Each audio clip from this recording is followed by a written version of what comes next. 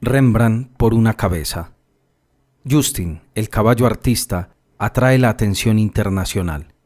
Según la cadena BDRB, el animal en cuestión, valiéndose de un pincel que sostiene con su gran boca de caballo, es capaz de crear cuadros abstractos e impresionistas que se han vendido por más de $2,500.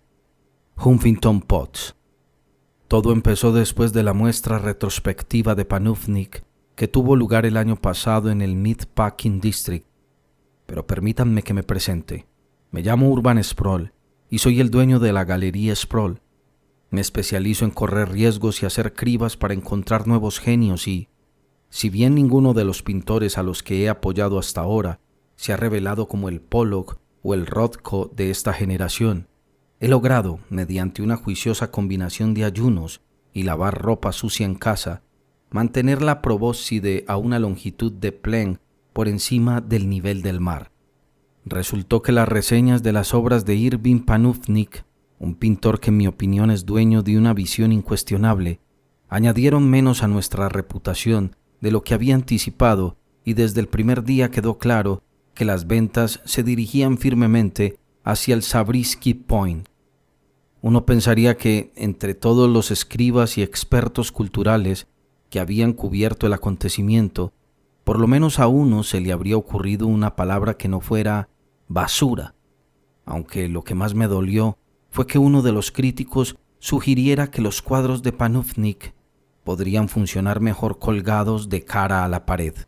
Naturalmente, le aseguré al artista que mi fe en su talento estaba intacta y que contaba con el respaldo de la galería, aunque la realidad del mercado terminó forzándonos a recortar el lienzo de sus cuadros y vender solo los marcos de madera.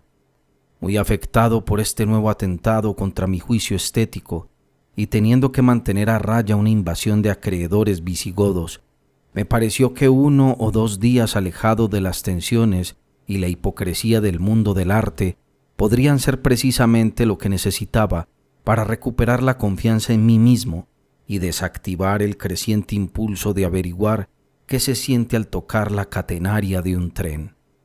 Y así fue como un sábado cogí el coche y puse rumbo a una posada de Pensilvania que prometía tranquilidad, buena comida y, tal vez, incluso una agradable observación de aves.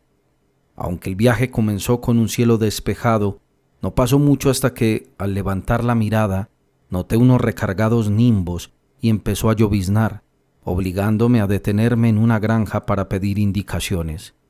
Mi GPS, preciso como un soplón de hipódromo, me había desviado y, en lugar de dirigirme al condado de Bucks, me llevaba a las cataratas del Niágara. El granjero, un vejete llamado McFerrish, me trató con una amabilidad a toda prueba, me invitó a pasar y me ofreció una taza caliente de niebla.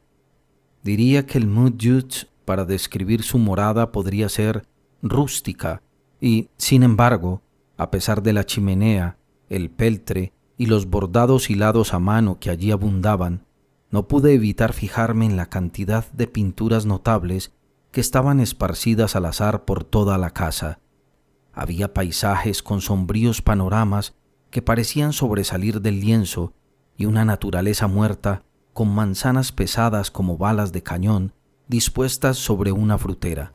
Los acróbatas y bailarinas de ballet allí retratados rebosaban de energía y me quedé con la boca abierta ante la originalidad de las retozonas ninfas y sátiros retratados con pinceladas virtuosas por un colorista del nivel de Miró. Completamente patidifuso, le preguntó quién era el pintor, puesto que hacía años que no posaba los ojos en unos cuadros tan impresionantes. «Ah, son de Waldo», dijo McFerrish. «¿Waldo? ¿Waldo qué?», pregunté. «¿Cómo se apellida?». «No tiene ningún apellido», dijo él con una risita. Luego se levantó de la mecedora y me llevó hasta el establo, donde había un famélico caballo de tiro mascando heno. «He aquí al maestro», jadeó McFerrish, señalando a la cuadrúpeda criatura. «¿Qué quiere decir?», inquirí. «No estará diciéndome que los cuadros los pintó él, ¿verdad?». No hay forma de hacer que trabaje. Se pasa todo el condenado tiempo jugando con los óleos. Como yo me negaba a creer que el caballo fuera el autor de todas esas pinturas, en especial del retrato de Diana Verland, Methferich sacó un lienzo en blanco y le entregó un pincel a Waldo, que la bestia agarró entre los dientes.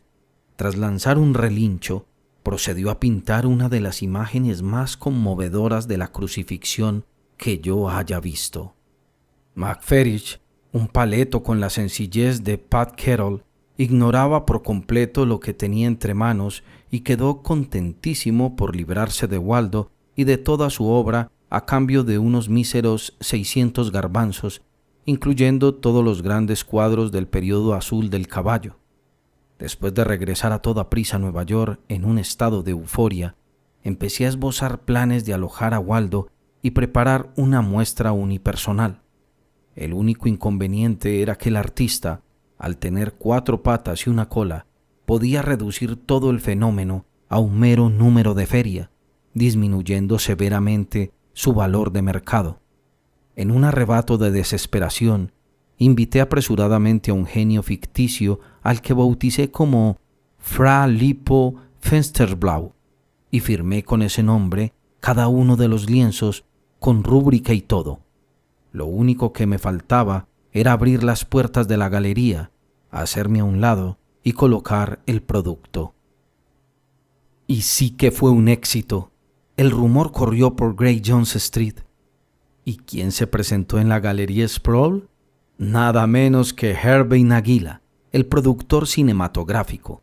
Naguila, que se había convertido en cuadrillonario gracias a su oscarizada película Estudiantes zombies desnudas de Plutón. Había adquirido poco tiempo antes la vieja propiedad de Jack Warner en Holbein Hills y la estaba renovando, convirtiendo las antiguas dependencias de los esclavos en una pista de tenis y decorando la mansión con una combinación de los estilos Luis XVI y Cromañón, en un intento de establecer sus credenciales de individuo con clase. Naguila quería iniciar una colección de arte y adquirió 6 cuadros de Fra Lippo, convirtiendo al pintor en una novedad candente e imprescindible entre los entendidos de Hollywood. Todos los coleccionistas, desde Malibú hasta Beverly Hills, compraron un lienzo y se suscitó un gran entusiasmo por conocer al genio, visitar su estudio y tal vez encargarle retratos, por no mencionar la oferta de 7 cifras que se presentó para que se trasladara a Hollywood y actuara como asesor de una estrella de máximo nivel que interpretaría el papel de Tintoretto en una nueva película titulada Pinceladas y Pompis. Al principio disimulé diciendo que Fensterblau era un solitario excéntrico, pero cuando pasó el tiempo y ninguno de mis rodeos pudo verificarse, empezaron a circular rumores de que tal vez no todo fuera tan kosher como parecía. Cuando Rose Bashy, una de esas cotillas que gustan de escarbar entre la mugre para los periódicos amarillistas de Hollywood, publicó un artículo en el que, sin dar nombres, afirmaba que alguien había visto en Nueva York una factura de comida del artista en la que figuraba un gasto exorbitante en heno, me entró el pánico. Una llamada a mi amigo abogado, Nolan Contendere, me proporcionó la tranquilidad de que, en un caso de fraude, si bien mi responsabilidad financiera sería bastante severa, la pena de cárcel no excedería los 5 años. A esas alturas, cuando ya había adoptado la costumbre de rehogar las pastillas de tranquimacín en pos de una mayor variedad culinaria, de pronto se me ocurrió una idea. Morris Prestopnik, un actor desempleado a quien yo conocía y que en los últimos tiempos se ganaba la vida tirando cerveza en un bar de Queens llamado Regurgitos, tal vez podría convertirse en mi as en la manga. La carrera de Prestopnik había sufrido un traspié cuando su interpretación de Hamlet había generado críticas en las que se lo comparaba con Elmer Gruñón, lo que había forzado al actor a recurrir prontamente a un tal señor Jack Daniels en busca de consuelo. En un primer momento se figuró que encarnar a un pintor no estaba a su altura, pero cuando se enteró de que su público estaría formado por peces gordos del mundo del cine, lo consideró como un impulso a su carrera que conduciría a un contrato para 3 películas con casa, piscina y servicio de aparcacoches incluidos. Nos reunimos para conspirar delante de un plato de carne en escabeche.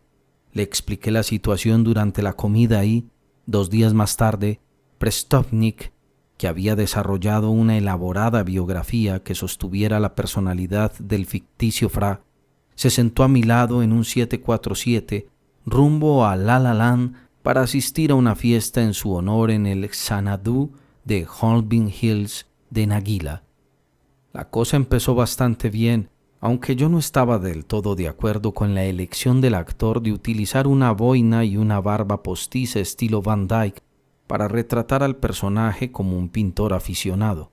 Su decisión de interpretar a Fra Lippo con un pie deforme y como un megalomaníaco amargado tal vez fuera un trazo demasiado grueso para una multitud de cinéfilos acostumbrado a un estilo de actuación menos declamatorio, por lo que cosechó algunas cejas levantadas.